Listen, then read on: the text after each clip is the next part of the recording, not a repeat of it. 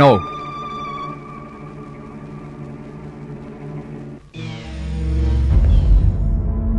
ఇందు వాళ్ళని ఐడెంటిఫై చేస్తుందా? ఒకవేళ చేసినా కూడా దానివల్ల ఈ కేసుకి ఏమన్నా ప్రయోజనం ఉంటుందా? ఇందును సాక్షిగా తయారు చేయడం నా ఉద్దేశం కాదు, కానీ తనని చూసేటప్పుడు ప్రదీప్ రియాక్షన్ ఎలా ఉంటుందో చూడాలి. అది ఒక కన్ఫర్మేషన్ లాంటిది. బిందు వాళ్ళని ఐడెంటిఫై చేస్తే తను నార్మల్ అవ్వడానికి అవకాశం ఉంది.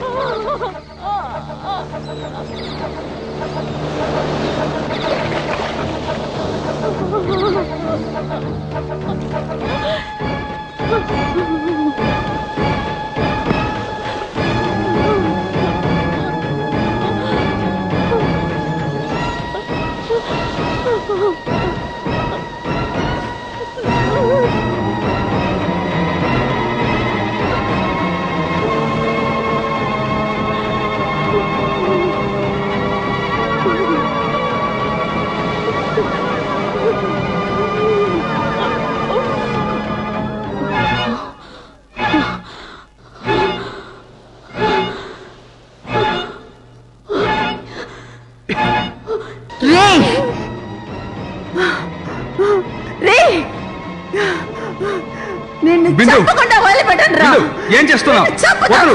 వదులు అతను వదులు. బిందు చెప్పాను నేను, ఒకసారి వెళ్ళరా. బిందు నీకే వదులు, వదులు బిందు వదులు, నేను చూసుకుంటా అతని. వదులు. నో నో బిందు, బిందు చెప్పాను విను. బిందు బిందు రా రా, నీకే రా బిందు రా.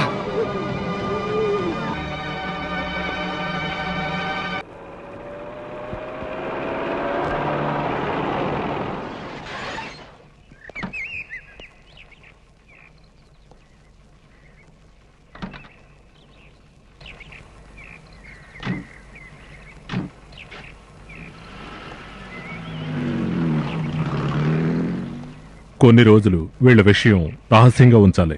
నేను చెప్పిన తర్వాత అరెస్ట్ కార్డు రాయండి. సార్, ఒక అరెస్ట్ చేస్తే మాత్రం ఈ కేసు గెలవలేం. వీళ్ళకి శిక్ష పడేలా చేసే బాధ్యత మనది. మీకు ఆపోజిట్ గా వాదించేది అడ్వకేట్ రామ్మోహన్ రావు కదా సార్? వాడే ఉండాలని నా కోరిక. కాస్తైనా వెంజెన్స్ లేకపోతే మనం దేవుడైపోతాం కదా రాజు. రామ్మోహన్ 18 విద్యలు ప్రయోగిస్తాడు వాళ్ళని కాపాడడం కోసం. 19 ప్రయోగించని ఫేస్ చేయడానికి నేను సిద్ధమే. కానీ దానికన్నా ఒక ముఖ్యమైన విషయం, సుధాకర్ బాబు ఆ పోస్టులో ఉండకూడదు. అతను సస్పెండ్ అయ్యేంత వరకు ఈ కేసు ముందుకు సాగనే సాగదు. అందుకే అరెస్ట్ రికార్డ్ చేయొద్దని నేను చెప్పాను. ఎస్పీని సస్పెండ్ చేయించడం ఎలా? మినిస్టర్ని చూడాలి. నాకు అతను ముందే తెలుసు.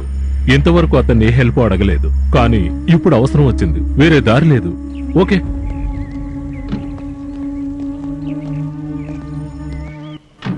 సుధాకర్ బాబు లాంటి పెద్ద ఆఫీసర్ని సస్పెండ్ చేయాలంటే బలమైన ఆధారాలు చూపించాలి. సాధారణ డ్రైవ్ సాక్ష్యం సరిపోదు. వేరే ఎవరి సాక్ష్యం చెప్తే సారికి సరిపోతుంది? మనకు కావలసిన ఆధారాలు నకిలీగా చేయడానికి చాలా మంది ఆఫీసర్స్ ఉన్నారు. అలాంటి లిస్టులో ఉన్నవాడే ఈ ఎస్పీ కూడా. ఒక ఒరిజినల్ ఐ విట్నెస్ దొరికినా కూడా మీరు ఒప్పుకోకపోతే మిమ్మల్ని ఒప్పించడం చాలా కష్టమే. ఈ ఆఫీసర్ ఈ పోస్టులో ఉన్నంతకాలం ఈ కేసుకు న్యాయం ఎలా జరుగుతుందో చెప్పండి. అందువల్లే అతన్ని సస్పెండ్ చేయమంటున్నాను. అంతకు మించి అతని మీద ఏ పగా లేదు. అది అర్థం కాకపోతే నేనేం చేయను? ఒకవేళ వాడిని సస్పెండ్ చేస్తే వాడు వెంటనే ట్రిబ్యునల్ కి వెళతాడు. ఆ సస్పెన్షన్ కేసు విచారణకి పెద్ద అడ్డంకిగా తయారవుతుంది. పెద్ద అడ్డం. మరి రాజకీయాల్లోకి వచ్చి అన్ని మీరే కదా నేర్పించారు. ఇదంతా వేరే ఎవరి దగ్గరైనా చెప్పండి. ఎంతో తెలివిగల మీరు ఎందుకు ఇలా ఆలోచిస్తున్నారు? ఎందుకు నన్ను ఇన్సల్ట్ చేయాలనుకుంటున్నారు? ఎలా ఇన్సల్ట్ చేయకుండా ఉంటాం? ఓటు వేసిన జనానికి గవర్నమెంట్ మీద నమ్మకం లేదు. వాళ్ళని రక్షించే పోలీసుల్ని నమ్మడానికి లేదు. ఇక మిగిలింది జ్యుడిషియరీ. దానికి ఏ కళంకం రాకూడదని కోరుకుంటున్నాను. అందుకే మీ వెనకాలే తిరుగుతున్నాను. ఇక వాదించడం నా వల్ల కాదు. మీ వల్ల అవుతుందా లేదా చెప్పండి. ఈ ఊళ్ళో హైకోర్టు ఉంది, అక్కడికి వెళ్ళి నేను చూసుకుంటాను.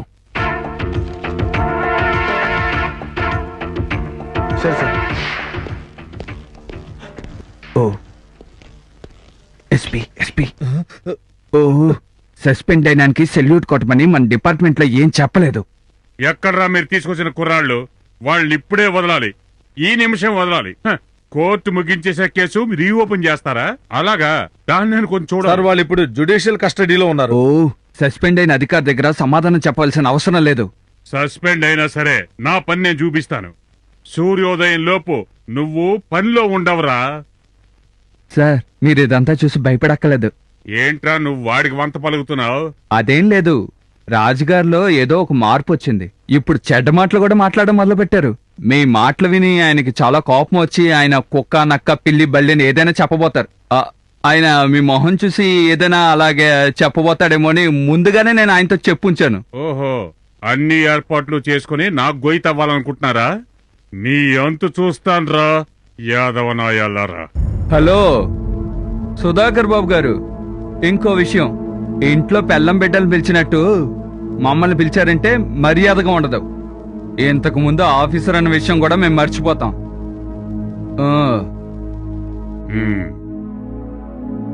నువ్వెందుకు నోటుకొచ్చినట్టు మాట్లాడుతున్నావు? సార్, మీరు కాసేపు ఊరుకోండి సార్. ఈయనకి మాటకు మాట ఎదురు దబ్బిస్తే గానీ సరిపోదు.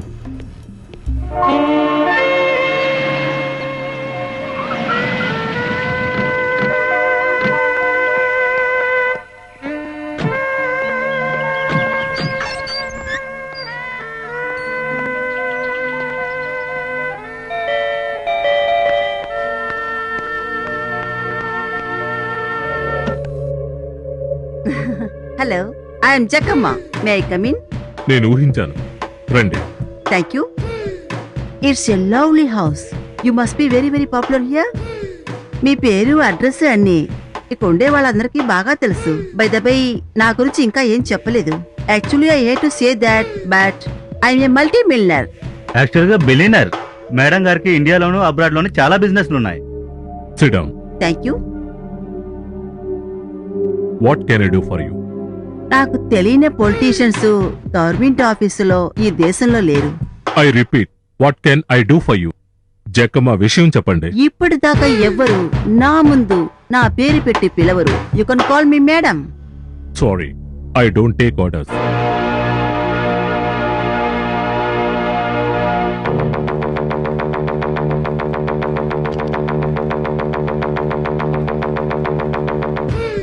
నా కొడుకు నిర్దోషి అని మీరు వాదించాలి. దానికి ఇది అడ్వాన్స్.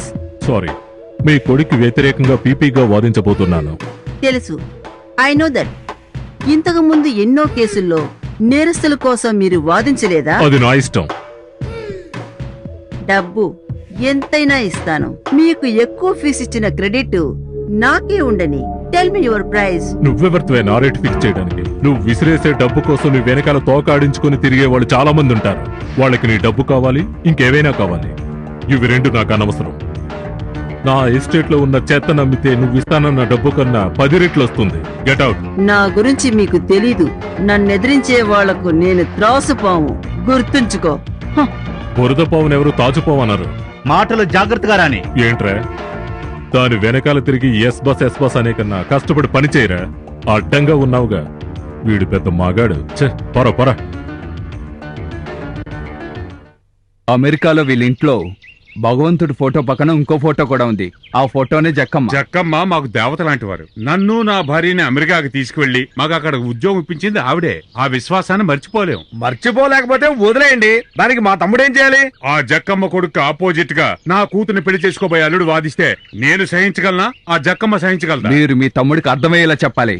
ఈ కేసు నుంచి తప్పుకోమని చెప్పాలి. ఇలాంటి విషయాలన్నీ మా తమ్ముడికి చెబితే అతను తప్పకుండా వినడు.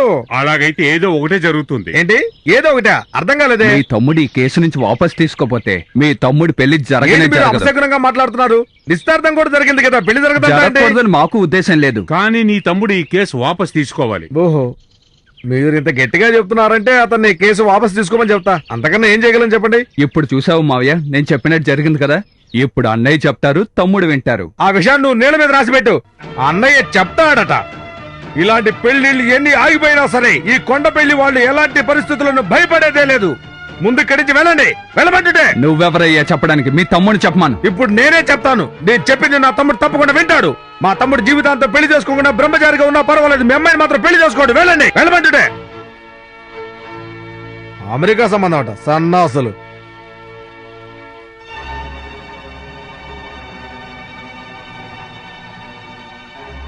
అది సరే, అన్నయ్య అయితే అంతవరకే చెప్పారు. అదే నేననుకో. అది మాత్రమే కాదు, ఈ అమెరికా సంబంధం నాకెందుకో నచ్చలేదు. ఏం చెప్పు? టెస్ట్ డే అయితే ఏంటి? ఈ పిసినారు ఎప్పుడు మారతాడు?